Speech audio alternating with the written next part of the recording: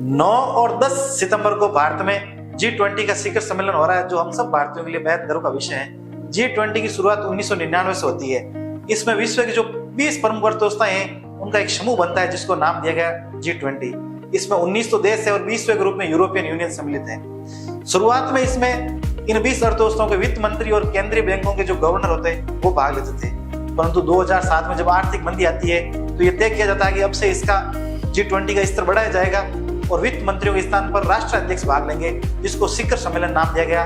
G20 का जो पहला शिखर सम्मेलन हुआ वो 2008 में हुआ। अब तक इसकी 17 समिट हो चुकी है और 18वीं समिट ये भारत में हो रही है, जिसकी मेजबानी भारत कर रहा है और अध्यक्षता भी भारत कर रहा है। अगर अपन G20 के महत्व में बात करें तो लगभग विश्व का जो 85% व्यापार होता है वो इन 20 अर्थव्यवस्थाओं के मार्फत होता है। अगर अपन जीडीपी की बात करें तो विश्व की कुल जीडीपी का 75% पर अधिकार इन 20 अर्थव्यवस्थाओं का है। और अगर हम आबादी की बात करें तो लगभग 2/3 आबादी इनमें निवास करती है।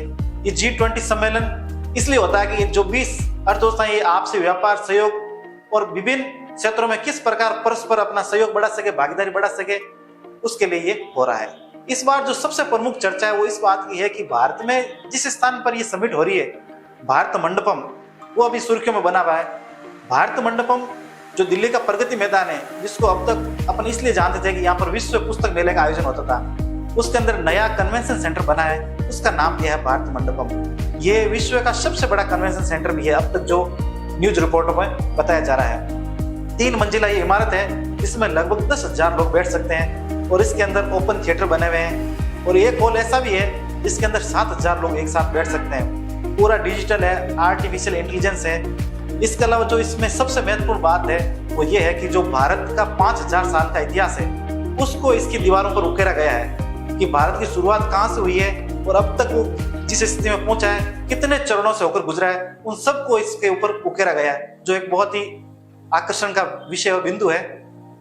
ये कन्वेंशन सेंटर तो विकसित किया गया है, इसके अलावा जो प्रगति मैदान का पूरा इलाका ही डेवलप किया गया है।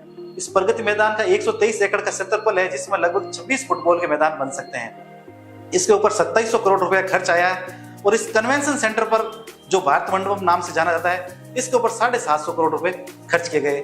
अभी 26 जुलाई को ही मोदी जी ने इसका उद्घाटन किया है। कुछ लोग ये भी प्रश्न उठा रहे हैं कि इतना खर्च किस लिए किया गया। विश्व एक बाजार है और हर देश इसमें व्यापारी की नजर से रहता है। इसमें अपन जितनी मजबूती और भव्यता बताएंगे, विश्व का प्रत्येक देश अपने को उतनी गंभीरता से लेगा। इसलिए इस तरह का सेंटर बनाना ये हम सबके लिए गर्व का विषय होना चाहिए, ना कि आलोचना का, क्योंकि भारत लगातार अपने कीर्तिमान बना रहा है